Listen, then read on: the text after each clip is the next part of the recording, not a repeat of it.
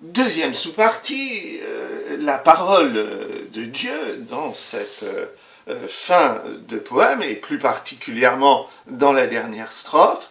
Cette parole divine se termine par une série de révélations.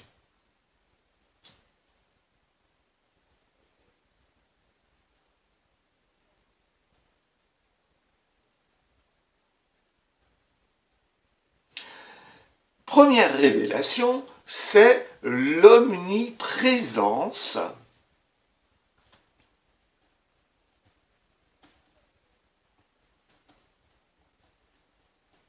de Dieu.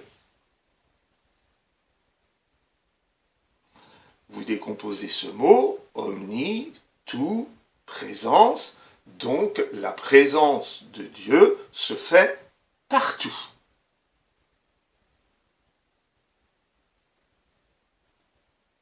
Cela est marqué par les lieux qui sont représentés, la mer, le vent, l'astre.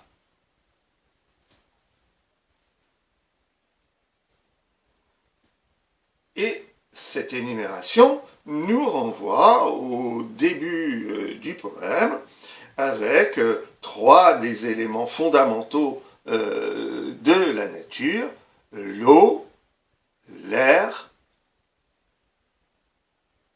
et le feu qui produit la lumière de l'astre.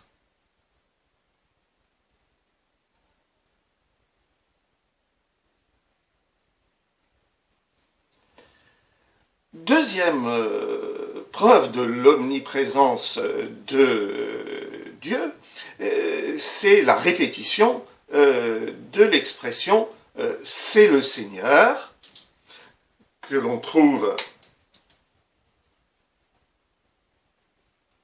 au vers 13 et que l'on trouve à la fin des deux hémistiches du vers 15.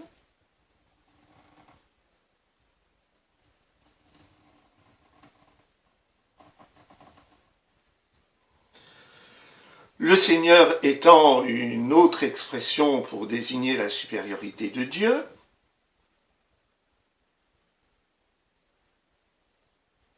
son caractère unique,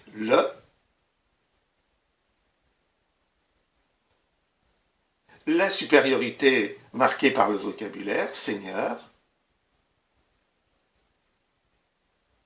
et la majuscule.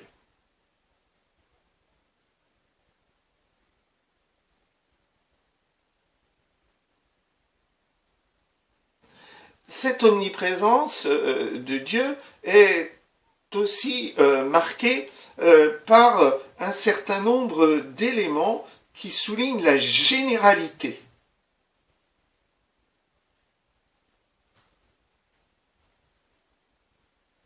Et donc donne à Dieu une dimension universelle.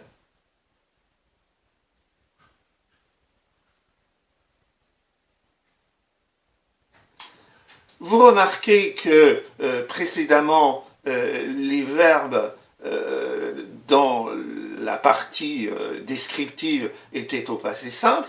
Ici, il s'agit du présent de vérité générale avec c'est, avec montre, nomme, et de nouveau la répétition de c'est, qui se distingue du présent du discours, par exemple, au vers 9.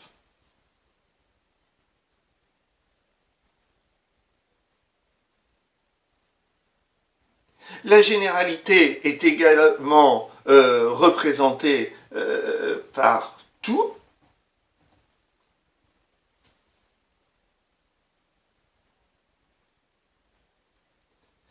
Et elle est représentée aussi par le jeu des coordinations ou et.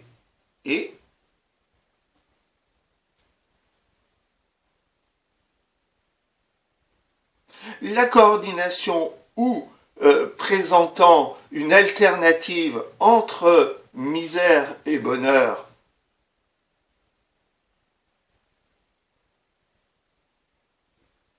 représente finalement toutes les conditions humaines.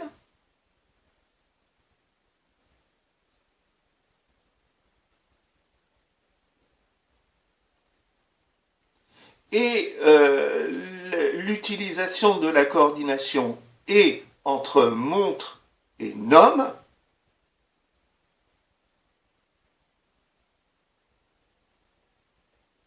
renvoie à ce qu'on avait vu au début du poème, c'est-à-dire les deux sens qui sont sollicités, la vue et l'ouïe.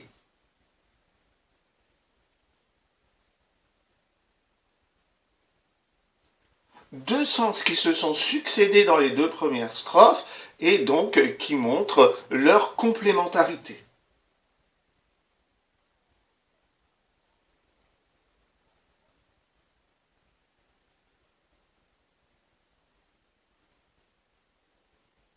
La deuxième révélation après l'omniprésence de Dieu, c'est la singularité humaine.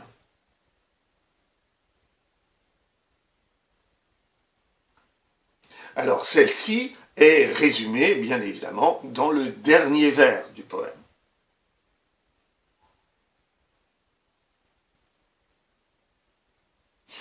Cette position, dans le dernier vers, souligne déjà cette singularité, ce côté exceptionnel, ce côté à part.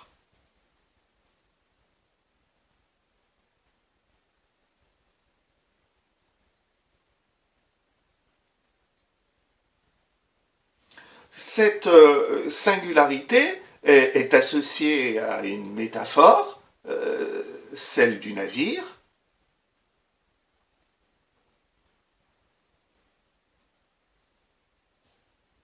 puisque au début du texte, il était question d'un rapide navire enveloppé de vent, c'était ce qui était vu.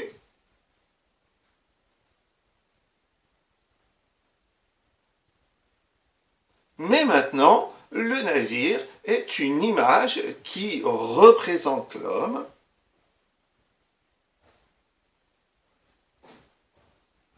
Et finalement, c'est une image qui représente l'homme dans sa complexité,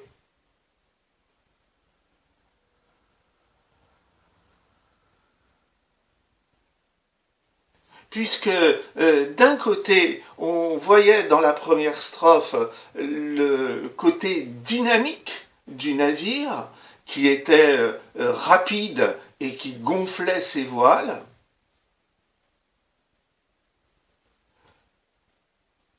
Donc l'homme, comme le navire, est un être de volonté.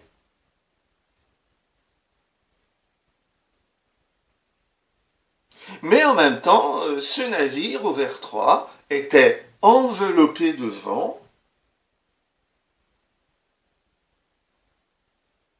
C'est-à-dire qu'il était soumis à la force de la nature.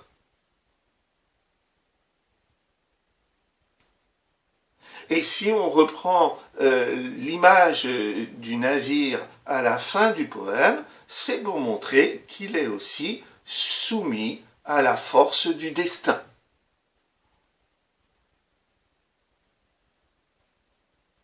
Donc, il est à la fois volontaire et à la fois soumis au destin.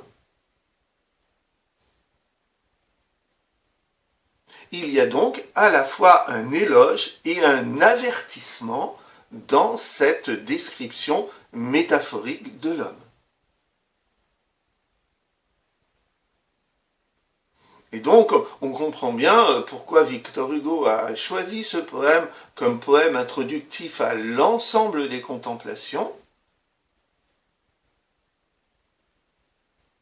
puisque d'une certaine façon, cette double définition de l'homme à travers le navire renvoie aux deux grands mouvements de son recueil, à la fois autrefois qui montrait une volonté en action, un dynamisme, une autonomie de la jeunesse,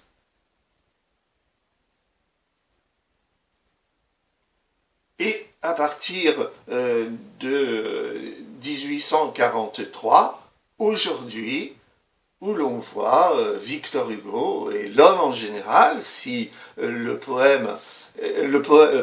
recueil est une image de la vie humaine, eh bien, on voit que le poète et l'homme sont soumis aujourd'hui au destin, parfois un destin très négatif.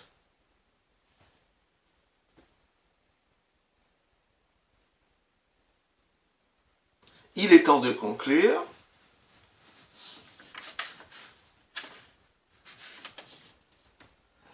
Ce poème, placé au début du recueil, peut finalement apparaître comme un guide de lecture de l'ensemble des contemplations.